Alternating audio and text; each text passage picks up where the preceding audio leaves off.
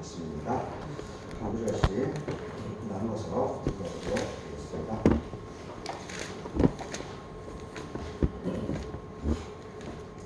예레미야서 23장부터 읽어보겠습니다. 여호와의 말씀이니라. 나는 가까운 데에 있는 하나님이고 먼 데에 있는 하나님은 아니냐. 여호와의 말씀이니라. 사람이 내게 보이지 아니하려고 누가 자신을 은밀한 곳에 숨길 수 있겠느냐. 여호와가 말하노라. 나는 천지에 충만하지 아니하냐. 내 이름으로 거짓을 예언하는 선지자들의 마을에 내가 꿈을 꾸었다 하고 말하는 것을 내가 들었노라. 거짓을 예언하는 선지자들이 언제까지 이 마음을 품겠느냐.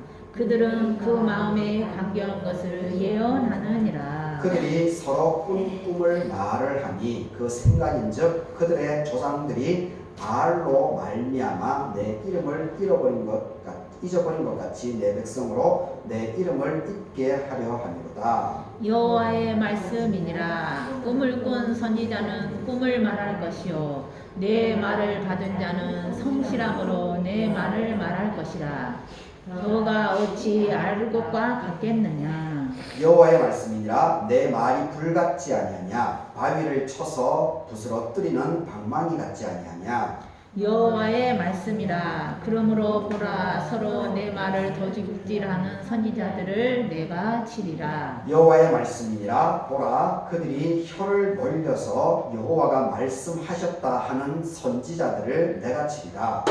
여호와의 말씀이니라. 보라, 거짓 꿈을 예언하며 이르되 거짓과 헛된 자만으로 내 백성을 미혹하게 하는 자를 내가 치리라. 내가 그들을 보내지 아니하였으며 명령하지 아니하였나니 그들은 이 백성에게 아무 유익이 없느니라. 여호와의 말씀이니라. 요한계시록입니다. 일곱째 인을 떼실 때에 하늘이 반 시간쯤 고요하더니 내가 범에 하나님 앞에 7 천사가 서 있어 7 나팔을 받았더라. 또 다른 천사가 와서 제단 곁에 서서 금 향로를 가지고 많은 향을 받았으니 이는 모든 성도의 기도와 합하여 보좌 앞에 금 제단에 드리고자 합니다.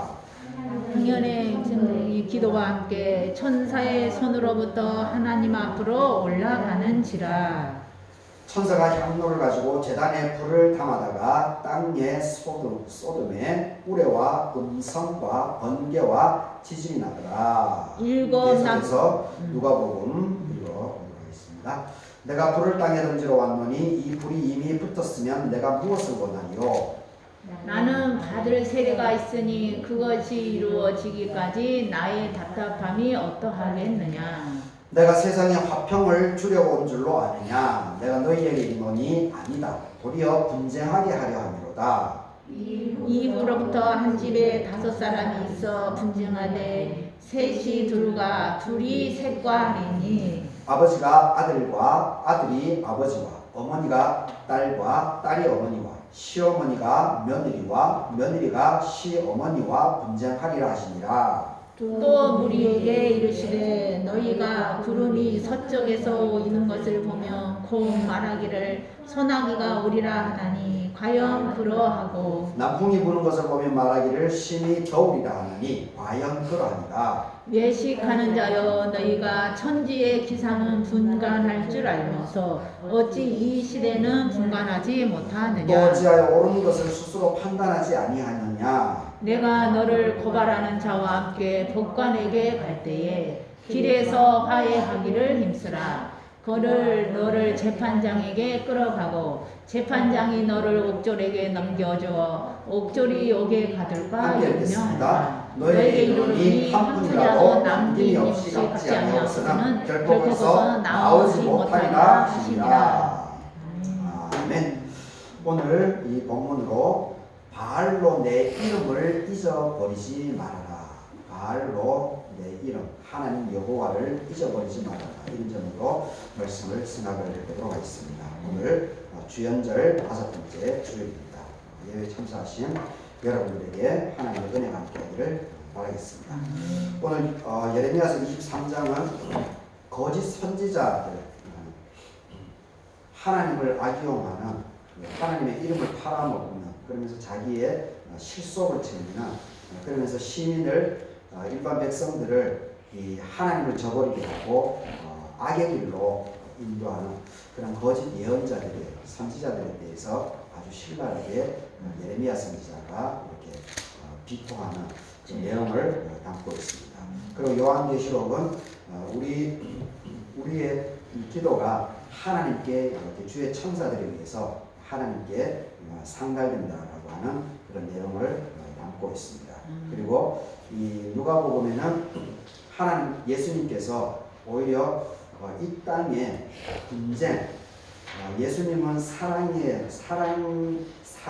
그리고 평화, 화목, 이러한 것들에 대해서 우리가 예수님을 얘기하는데, 오히려 이 누가복음 오늘 이 본문에서는 예수님께서 그런 것이 아니고 분쟁을 주러 왔다라고 이야기를 하는 이런 충격적인 이야기가 전해집니다. 그런데 그 부분을 오늘 다시 한번 이렇게 그 예수님의 그 말씀을 다시 한번 이렇게 깊이 그 의도가 본심이 어디에 있는지를 살펴보는 그런 시간을 좀 갖겠습니다.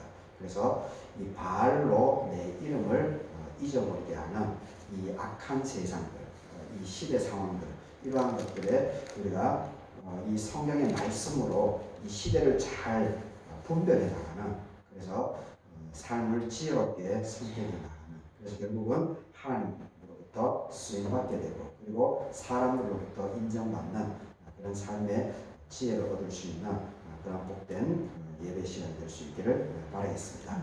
이 순서대로 그 예레미야서부터 한번 살펴보도록 하겠습니다. 23절을 보게 되면 여호와의 말씀이다. 나는 가까운 데에 있는 하나님이고 먼 데에 있는 하나님은 아니냐. 반문이죠. 반어법이죠. 사람들이 하나님을 자기 나름대로 재단을 하는 겁니다. 자기 편의에 의해서. 그래서 하나님은 어떠하다. 하나님은 어떠하다. 자꾸 이런 얘기를 하니까 예레미야 선지자가 짜증나는 겁니다. 어떻게 인간이 무슨 하나님이 여기 있다 저기 있다. 자기 마음대로 하나님을. 그러니까 각 사람들은 전부 다 이 사람들이 하나님은 가까운 데만 있다라고 이렇게 인식을 하고 있다는 겁니다. 그래서 거기에 대해서 오히려 역설적으로 먼 데에 있는 하나님은 아니냐 이렇게 질문을 던진 겁니다. 가까이에만 있는 하나님뿐만이 아니고 먼 곳에도 하나님은 존재하고 있다. 그러니까 하나님을 너희 마음대로 이렇게 저렇게 재단을 해서 너희 마음대로 하나님을 악용하지 말라는 겁니다.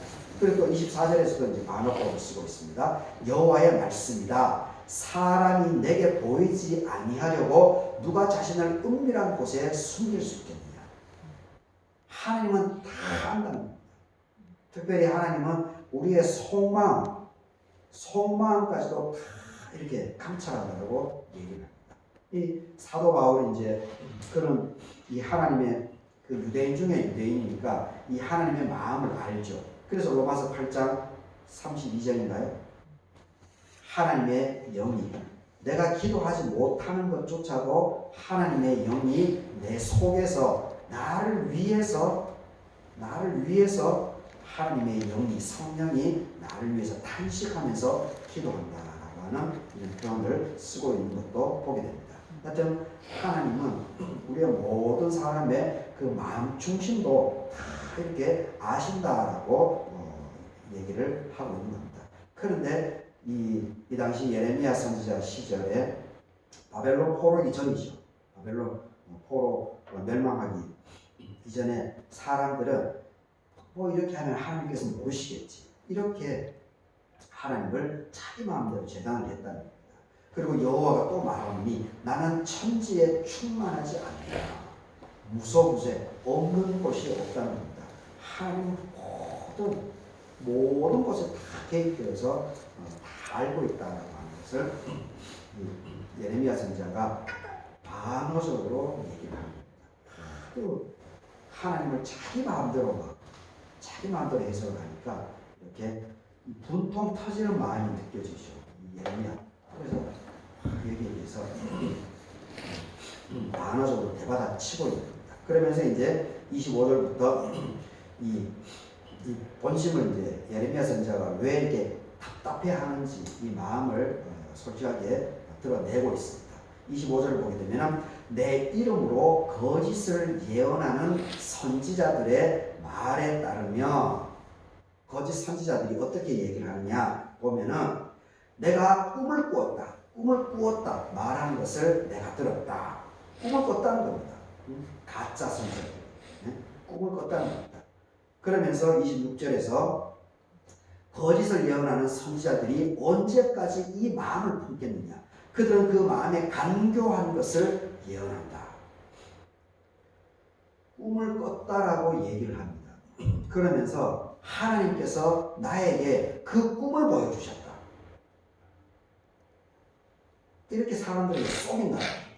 그러면서 하나님을 등에 업고 가짜 거짓을 얘기한다. 예레미야 선지자의 이 지적이 날카롭습니다. 지금도 동일하지 않습니까?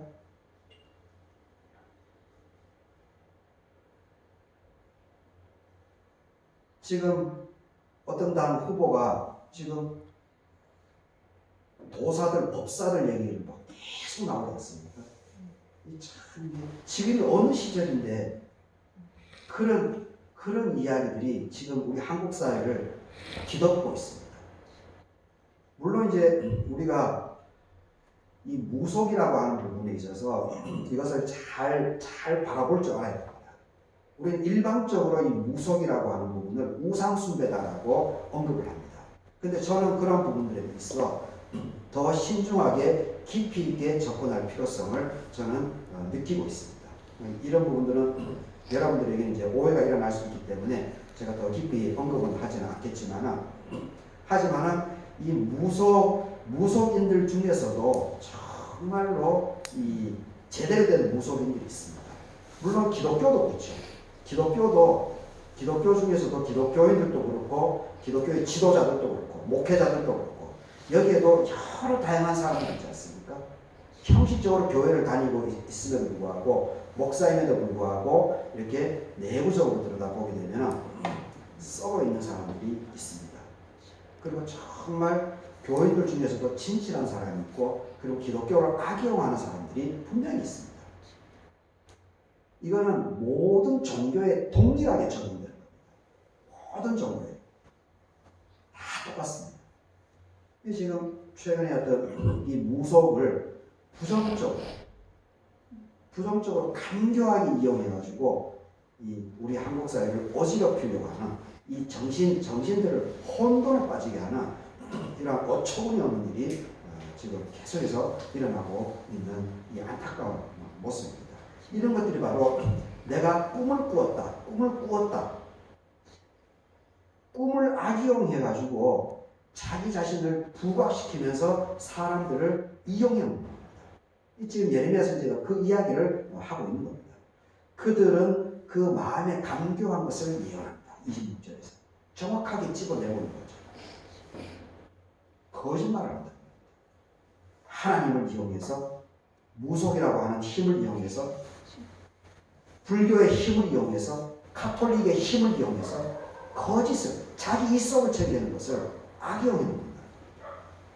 이게 어느 시대나 똑같습니다.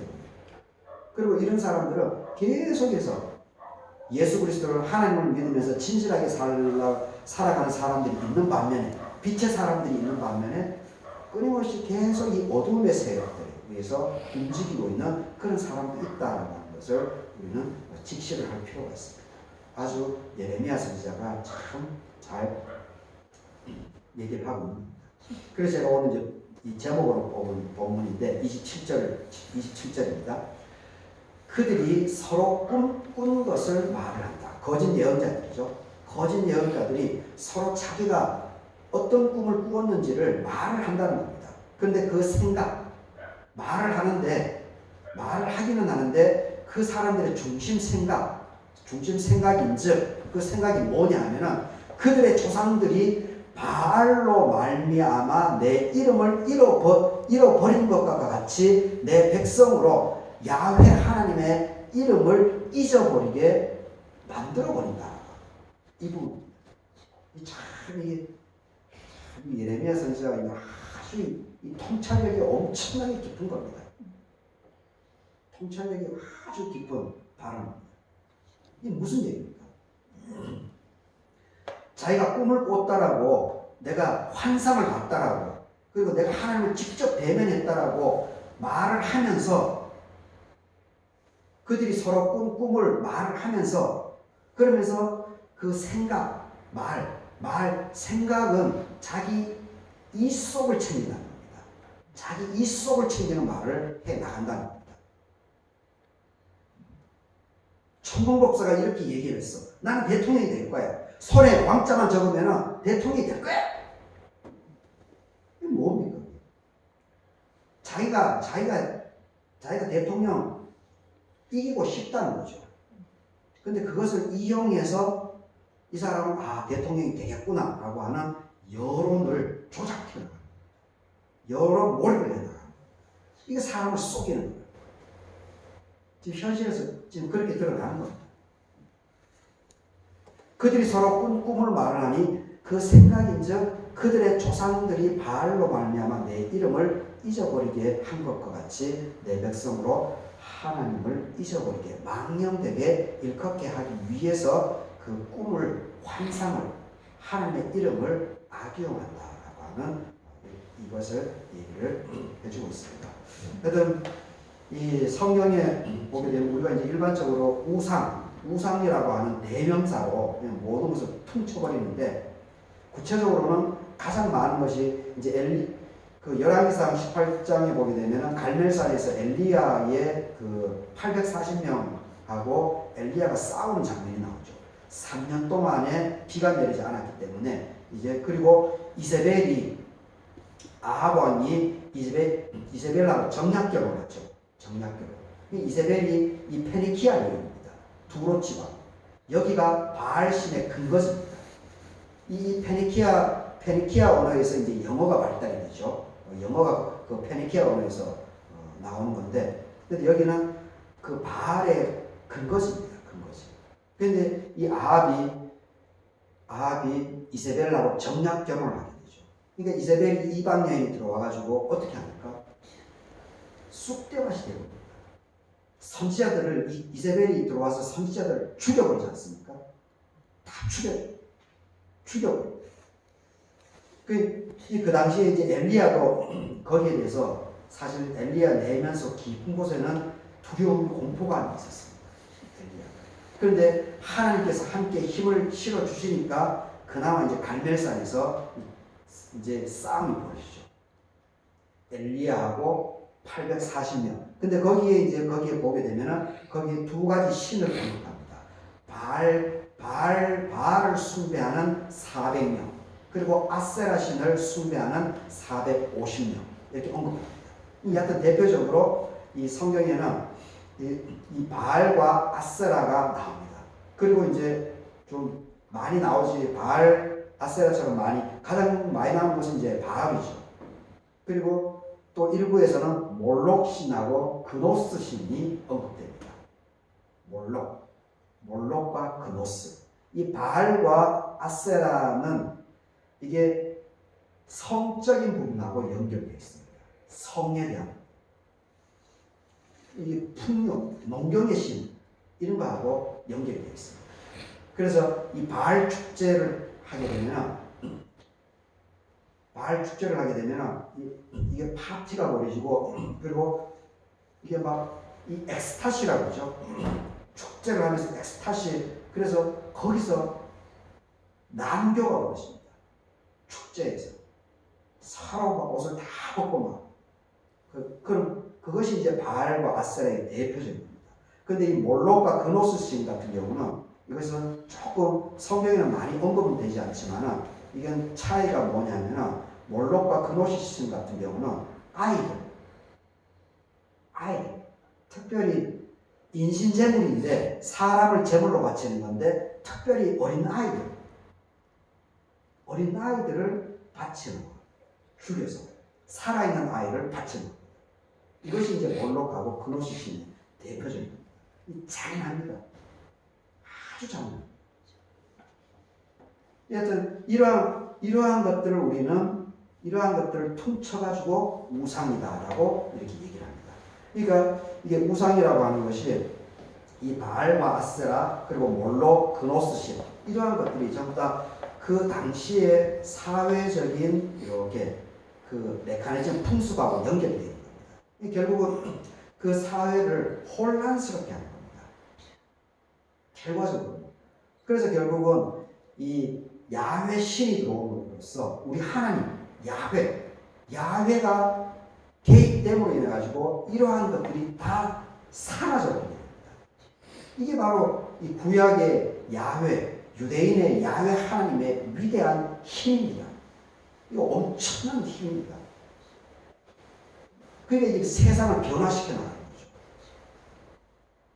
어린 나이도 함부로 대하지 않고, 그리고 남교, 파티라고 해서 그런 것들을 다 물리쳐 나가는 거죠. 이 어떤 이 야훼 하나님의 힘이 이게 보통이 아닌 겁니다. 그런데 지금 야훼 하나님이라고 하는 것이 이 뜬구름 잡는 얘기를 하고 있는 겁니다. 또 사람들이 이 또 바알로 대체를 시켜줍니다. 바알로. 하나님 모시는 것을 신주단지 모시는 것처럼. 이게 실제 그 시대를 살아가고 있는 사람들하고의 어떤 역동적인, 그리고 그 시대 사람들의 이 정신을 똑바로 잡아주는 그런 역할을 하는 것이 야훼 하나님의 본질입니다. 이것을 알아야 합니다. 그런데 정신을 혼미하게 하고 내 생활을 흐트러뜨리게 하고 돈에 빠지게 하고 권력에 빠지게 하고 명예에 빠지게 하고, 실제 중요한 것은 사람의 생명입니다. 사람의 생명. 한 사람 한 사람들을 존귀하게 여겨주는 그 마음 정신, 이것이 가장 중심입니다. 이것이 바로 고쳐 세워주는 것이 야훼 하나님입니다. 그런데 이 야훼 하나님을 이용해가지고 돈에 빠지게 하고 권력에 빠지게 하고 명예에 빠지게 하고 이런 것들 모두가 전부 다 하나님을 언급한다라고 한들 전부 다 그것은 바알이 될 수 있다. 전부 다 우상숭배로 빠지게 한다는 겁니다. 사람들을 잘못된 길로 이끈다는 겁니다. 그것이 바로 27절에서 지금 예레미야 선지자가 지적하는 겁니다. 그들이 거짓 선지자들이 서로 꿈꾼 것을 거짓말로 조작해가지고 이 조상들이 했던 것처럼 바알로 말미암아서 야훼 이름을 망령되게 한다라고 이렇게 안타까워하면서도 얘기를 하고 있는 겁니다. 이 28절에서 여호와의 말씀이다. 꿈을 꾼 선지자는 꿈을 말을 하라. 꿈을 꿨으면은 솔직하게 얘기를 하라는 겁니다. 그 꿈을 거짓으로 포장하지 말고, 그리고 또 내 말을 받은 자는, 하나님의 말씀을 받은 자는 성실함으로 하나님의 말씀을 말을 해라. 말을 해라. 저와 어찌 알고과 같겠느냐. 진실하게 살아가라는 겁니다. 솔직하게. 자꾸 막 포장하고 폼 잡고 그렇게 하지 말고, 뭘 사람이 살아가는 게 다 똑같지 않습니까? 권력을 잡으면 그 대통령이 뭐 하루에 10끼를 먹습니까? 10끼 먹으면 배 터져 죽죠. 그 사람이 청와대에서 잠자리가 자칫 잘못하면 목숨이 날아갈 수 있는데, 대기업 사장이라고 해서 돈 많다고 해서 그 사람의 실제 내면을 들여다보게 되면 다 똑같다는 겁니다. 그런데 우리는 그런 현상, 상황에 쏟는다는 겁니다. 진실하게, 솔직하게 다 터놓고 그렇게 살아가는 것이 가장 속편하고, 그것이 하나님께 쓰임받고, 또 사람들이 나를 또 우습게 여길 수는 있지만, 내가 너무 솔직하고 이렇게 하면 사람들이 나를 깔볼 수는 있지만, 그럼에도 불구하고 진실하게 살아가는 그 사람에게 하나님이 역사를 합니다. 그리고 사람들도 그 사람을 알아봅니다. 28절이 그런 내용입니다. 29절에는 여호와의 말씀이다. 내 말이 불같지 아니하냐. 바위를 쳐서 부스러뜨리는 방망이 같지 않냐. 야훼 하나님의 말씀이 힘이 있다는 겁니다. 강력한 힘이죠. 히브리서 4장 12절에 하나님의 말씀이 자옥의 날선 검과 같아서 우리의 영과 혼을 찔러 쪼갠다고 얘기를 하지 않습니까?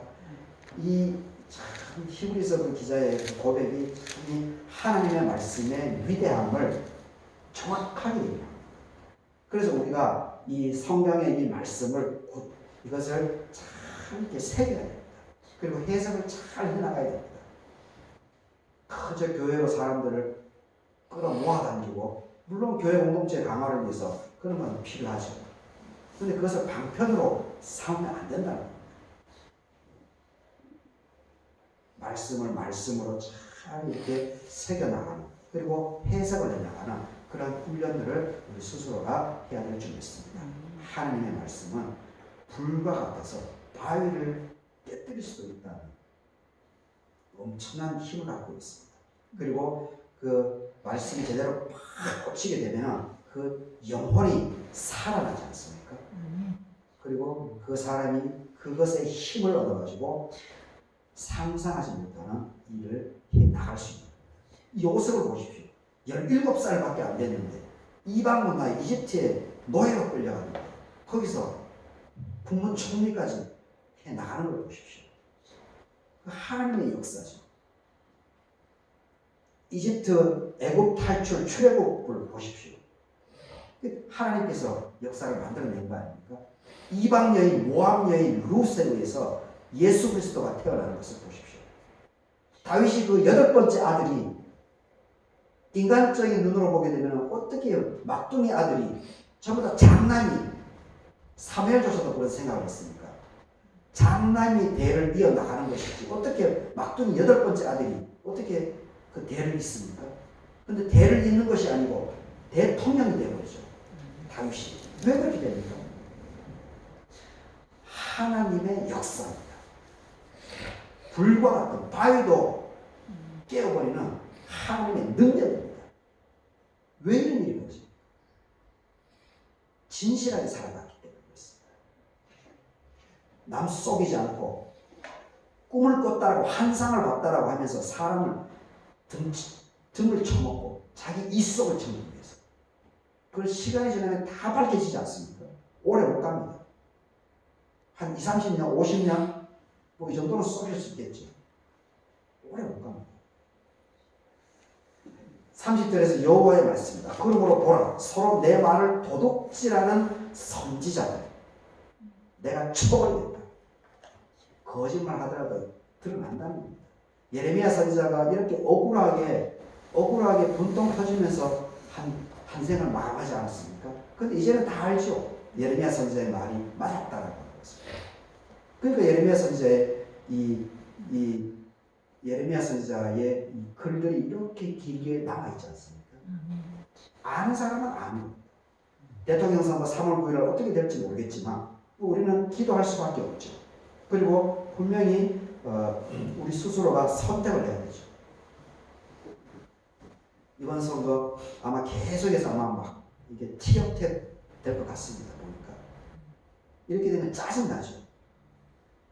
근데 결국 끝까지 가는 사람들이 그러면서도 이렇게 바라보고 힘을 지치지 말고 이 여론조작 가짜에 쏙지 말고 흔들리지 말고 그러면서 내 마음을 누가 더 능력이 있는 것은 지금 뭐 뻔하게 다 나오는 거 아닙니까? 그래서 나름대로 아쉽지만 최선을 이렇게 선택해 나아가는 것. 어떤 이 도둑질하는 예언자들 여기에 속으면 절대로 안 됩니다. 하나님의 말을 도둑질해가지고 자기를 과시하고 그리고 자기의 이익을 그리고 자기 소수의 집단의 이익을 챙기려고 합니다. 이 서민 대중들의 삶을 실제적으로 편안하게 해줘야 되는데 그렇지 않다는 겁니다. 31절에서 여호와의 말씀입니다. 보라, 그들이 혀를 올려서 여호와가 말씀하셨다. 혀를 올렸다. 야, 내가 어제 꿈을 꿨는데 말이야. 하나님께서 내 입에 이런 말씀을 해주셨어. 그러면서 쏘인다는 겁니다. 하나님을 악용하는 거죠. 32절에서도 여호와의 말씀이다. 보라, 거짓 꿈을 예언하여 이루고 거짓과 헛된 자만으로 내 백성을 미혹하게 하는 자를 내가 치리라. 내가 그들을 보내지 않았다. 내가 그들을 보내지 않았다. 참 이게 이러한 부분들이 이게 시간이 지나면은 이러한 것은 드러나죠. 시간이 지나면 이러한 것들은 그냥 곧바로 드러납니다. 한명회의 그 잔꾀. 물론 세조가 이제 한명회를 이용해서 권력을 찬탈하고 자기 조카를 죽여버리고 권력 기반을 갖추어 나가고 이 한명회의 그 잔꾀가 참 엄청났죠. 잔꾀가.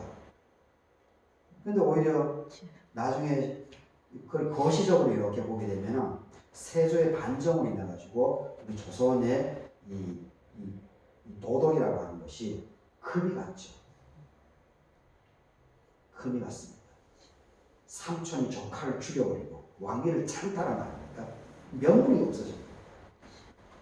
이 대의를 이렇게 지켜나가는 것이 성리학의 기본인데, 물론 우리 기독교도 그렇죠. 모든 종교는 이 대의의 명분을 잘 지켜나가는 것이 참 중요합니다.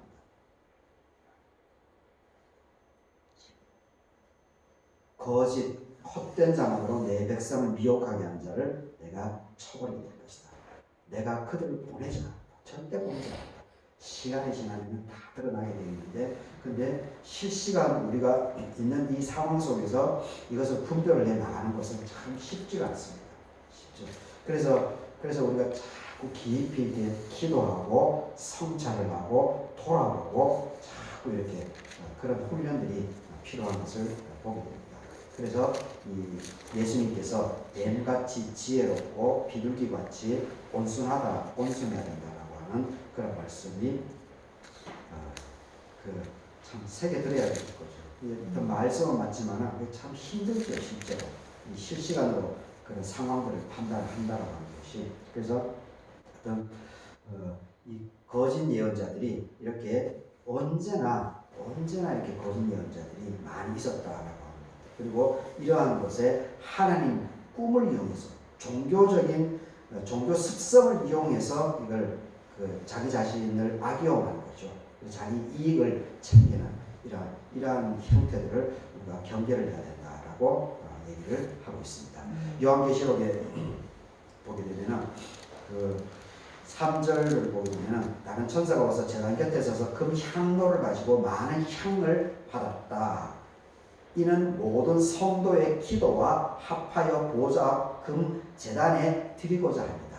이렇게 일곱 천사들이 이렇게 하나님 앞에서 이렇게 금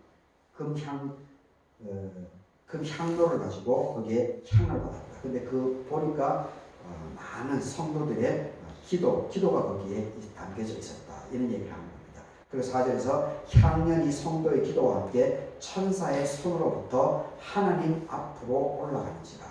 5절에 천사가 향로를 가지고 제단에 불을 담아다가 땅에 쏟으며 우레와 음성, 번개, 지진이